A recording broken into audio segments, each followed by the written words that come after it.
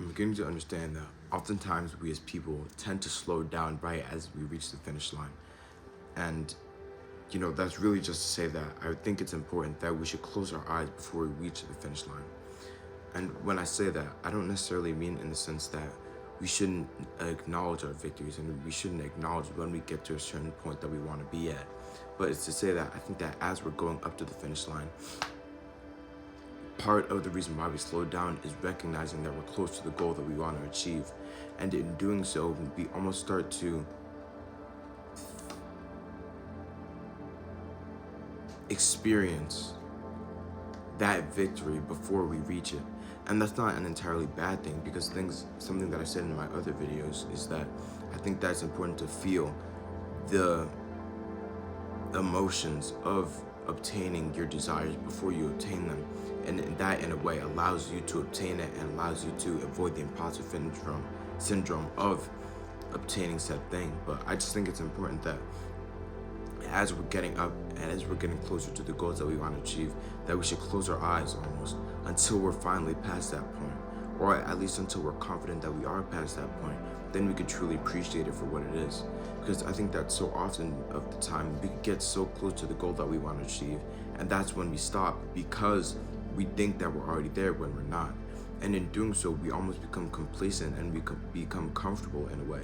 And it's something else I've said in my other videos. It's that I think it's important to be grateful, but also to be hungry at the same time.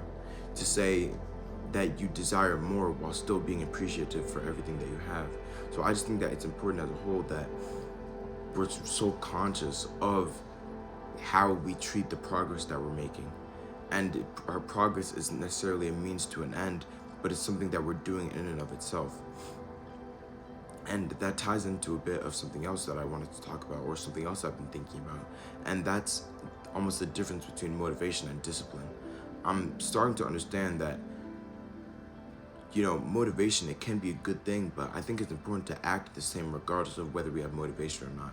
And I think that oftentimes we use that in the sense that, you should do it regardless of whether you feel it, like it or not. And I think that's part of it.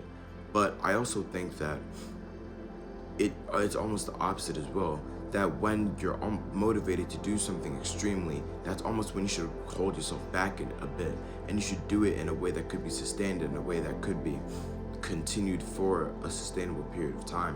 And it's almost like when you have a car, if you immediately hit the acceleration, that burns more gas than if you're going at a constant speed. So I just think that it's important that we're just very conscious of the way that we're feeling about our goals and the way that we're feeling about our aspirations. And almost we look at ourselves and then we try to act accordingly. Something that a personal story that I have in relation to this is with my weight loss. Because I lost a lot of weight a few years ago. But then as I was getting so close to the goal that I wanted to achieve, that's almost when I started getting complacent. I started getting comfortable. And that's when I then allowed myself to slip out of the good habits I built and back into the bad habits I built, and almost sustain and reverse the progress that I've made. So I think that part of it is that when we're not moving forward, we're moving backwards. And there's never truly a place of being stationary. So I think it's important that even if you're not recognizing how far you're going in a certain direction, that you are going in that direction. Something that I've been trying is something I've been experimenting with a lot, especially during the month of February, is, giving myself the opportunity to try things that I know would be beneficial for me. And when I say that, I mean in the sense that, I'm giving myself the opportunity to try to instill positive habits in my life, but only doing them or only telling myself that I'm doing them for a short period of time, so that I could then truly see if it's something that's for me or not. Because I was watching a video a few days ago. I've referenced this in a few other videos, but I was watching a video a few days ago, and it said that we should try to be consistent over being disciplined. And that's not to say that discipline is never important, but I think that it's very possible that we could almost flow and almost not require discipline and still achieve our goals regardless of the difficulty. And I think that part of that is recognizing truly what you want to do and truly what's beneficial for your life, and then going from there. So something that I've been experimenting a lot recently is, trying to instill positive habits, but only trying them for a short period of time.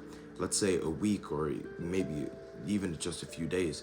And in doing so, and really looking at myself, looking internally on how I'm feeling as a result of those things, then if it's something that's truly beneficial for me, then I could recognize how much better I'm feeling as a result, and that will almost then become, in and of itself, a habit for myself, rather than something that I need to force myself to do in order to see a specific result. So I think that it's important that, even though we should go after these big goals, I think it's also important that we kind of look at the small goals as well. And not even small goals, but almost look at the small things that we gain from trying to go after the big goals. Because I think that's what will allow us to sustain those habits for a longer period of time. And that's what's going to allow us to truly flow in the direction that we want to, rather than trying to force ourselves to go in a specific way.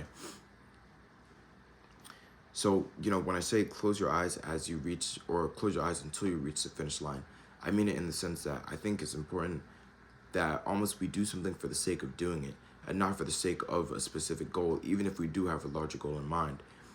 The best example I come up with is, because this is something that I've been focused on a lot, but just in exercise, in the sense that eating healthy and exercise, even though yes, it could be for a larger goal of, maybe gaining weight or maybe losing weight, or in general just being a more fit and healthy person.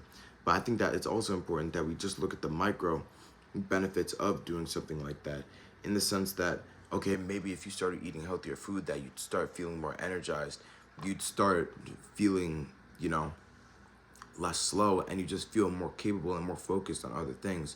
So I think that in focusing on the small wins that we get from building up these habits, that will then propel us to continue it for a long period of time without necessarily needing to force ourselves to do it. And in weight loss, it's just to say that doing something for the sake of just doing it, I really mean in that sense, not necessarily always looking at the progress that you're making, and rather almost trusting that through your action, you're almost attracting the progress that you want to see for yourself, rather than trying to take control of it and trying to force it on yourself. Because I think that whenever you try to force a result, it never really ends up the way that you want it to be. But then when you let the result happen naturally as a result of the action that you're taking, then that's truly when it's something that you could appreciate for what it is.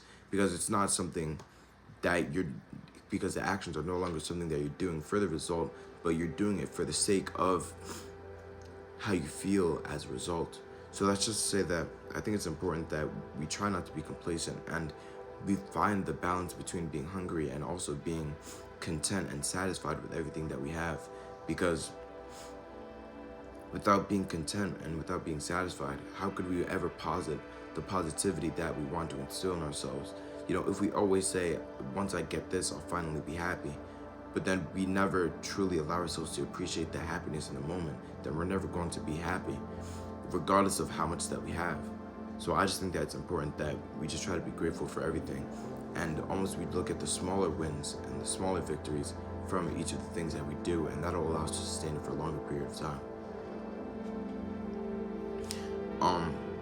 I have a Bible verse prepared for the topic of this video that I think relates a bit, and it's taken from 2 Chronicles 15 verse 7, and it says, "But as for you, be strong and do not give up, for your work will be rewarded." So, just try to keep on going, and almost, instead of forcing yourself, try to flow naturally with what you want to achieve. And I think that will allow us to be more grateful and more happy people while we're still going after the goals, without being so hard on ourselves, because it will no longer be something that you're forcing yourself to do, but rather something that you do naturally as a result of who you are.